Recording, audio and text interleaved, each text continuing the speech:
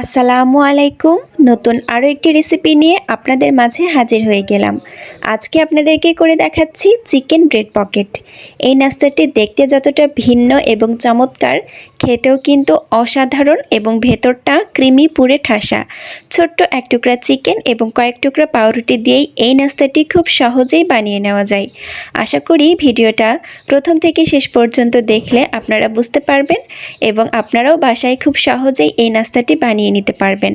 আর অবশ্যই ভিডিও ভালো লাগলে ভিডিওতে একটা লাইক দিয়ে চ্যানেলটিকে সাবস্ক্রাইব করে পাশে থাকবেন। তাহলে চলুন পুরো ভিডিওটি দেখে আসি। প্রথমেই চুলায় আমি একটা প্যানে দিয়ে দিচ্ছি 2 টেবিল চামচ পরিমাণ রান্নার সয়াবিন তেল। তেলটা কিছুটা গরম হয়ে গেলে দিয়ে দিচ্ছি হাফ কাপ পরিমাণ পেঁয়াজ কুচি। পেঁয়াজটা কিছুটা ভেজে নিতে হবে যতক্ষণ না পর্যন্ত একটু নরম নরম হয়ে আসছে। পেঁয়াজটা কিছুটা নরম হয়ে আসলে দিয়ে দিচ্ছি 1 চা চামচ আদা এবং রসুন বাটা। আদা রসুন বাটাটাকেও খুব ভালো করে ভেজে নিতে হবে যতক্ষণ না পর্যন্ত কাঁচা গন্ধটা চলে যাচ্ছে। এখন দিয়ে দিচ্ছি 3-4টা কাঁচামরিচ কুচি। ঝালটা আপনারা আপনাদের পছন্দ মতো দিয়ে নেবেন। সব কিছু ভেজে নেওয়ার পর দিয়ে দিচ্ছি আমি 1 কাপ পরিমাণ আগে থেকে সেদ্ধ করে রাখা চিকেন। আমি চিকেনের বুকের 1 টুকরা মাংস আদা রসুন বাটা এবং গোলমরিচের গুঁড়া দিয়ে সেদ্ধ করে কাঁটা চামচ দিয়ে ছাড়িয়ে নিয়ে তারপরে ব্যবহার করেছি। চিকেনটাকেও কিছুক্ষণ ভেজে নেওয়ার পর দিয়ে দিয়েছি 1 কাপ পরিমাণ গাজর কুচি।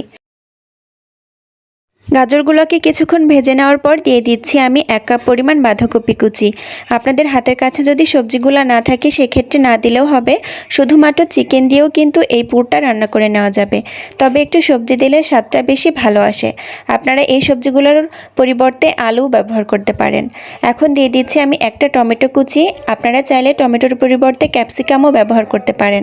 আমি টমেটোর বিচিটা ফেলে তারপরে ব্যবহার করেছি। এখন দিয়ে দিচ্ছি স্বাদমতো লবণ। আরও দিচ্ছি 1 টেবিল চামচ পরিমাণ সয়া সস এবং দিচ্ছি আমি এখানে 2 টেবিল চামচ পরিমাণ টমেটো সস। আপনারা এখানে সয়া সস এবং টমেটো সস দুইটাই দেওয়ার চেষ্টা করবেন, এতে করে স্বাদটা অনেক বেশি ভালো আসে। সব কিছু একটু ভালো করে মিশিয়ে নেওয়ার পর সব শেষে আমি এখানে দিয়ে দিচ্ছি 1/4 কাপ পরিমাণ মেয়োনিজ। একদম নামানোর আগ মুহূর্তে মেয়োনিজটা ব্যবহার করবেন, এতে করে ক্রিমি ক্রিমি যে টেক্সচারটা ওটা ভালো বোঝা যাবে। সব কিছু দিয়ে নেওয়ার পর একটু ভালো করে মিশিয়ে নিতে হবে এবং এই পর্যায়ে চুলার জালটা বন্ধ করে চুলা থেকে এটা নামিয়ে একটু ঠান্ডা করে নিতে হবে। চিকেনের পুরটাকে চুলা থেকে নামিয়ে আমি ঠান্ডা করতে রেখে দিয়েছি। আর এই ফাঁকে আমি এখানে নিয়ে নিয়েছি 2টা স্লাইস পাউরুটি। 2টা পাউরুটিকে একসাথে করে রুটি বেলার যে বেলন আছে সেটা দিয়ে এখন বেলে নিচ্ছি। দেখতেই পাচ্ছেন 2টা পাউরুটি একসাথে এভাবে চেপে চেপে একটু বেলে নিতে হবে, যাতে একটার গায়ের সাথে আরেকটা খুব ভালোভাবে লেগে থাকে। আর এভাবে 2টা পাউরুটি একসাথে বেলে নেওয়ার কিন্তু একটা কারণ আছে, সেটা আমি পরে বলে দিচ্ছি। 2টা পাউরুটি একসাথে বেলে নেওয়ার পর এখন আমি এটাকে কেটে নিব। আমি এখানে একটা কৌটার মুখ ব্যবহার করছি। আপনারা যে কোনো কুকি কাউটার দিয়ে এটা করে নিতে পারেন, তবে খেয়াল রাখবেন যেন সেটা রাউন্ড শেপের হয়।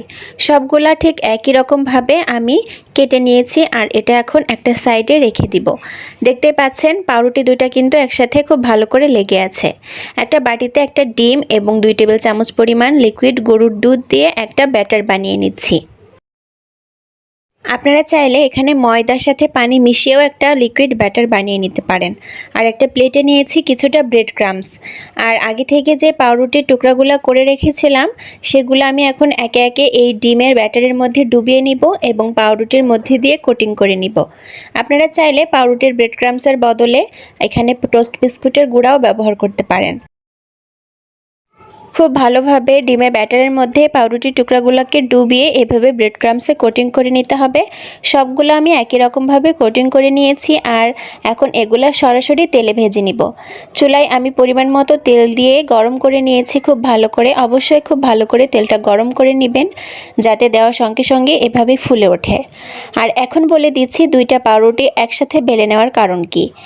আমি যে 2টা পাউরুটি একসাথে বেলন দিয়ে বেলে নিয়েছিলাম সেটার কারণ হচ্ছে, দেখতেই পাচ্ছেন এটা কিন্তু তেলে দেওয়ার পরপরই একদম ফুলে আলাদা একটা বলের মতো হয়ে গিয়েছে। পরবর্তীতে আমরা যখন ব্রেড পকেটগুলো বানাবো এটাকে মাঝখান থেকে কেটে নিব আর ভেতরের যেই ফাঁকা অংশটা ওটাতে কিন্তু চিকেনের পুরটা ব্যবহার করব।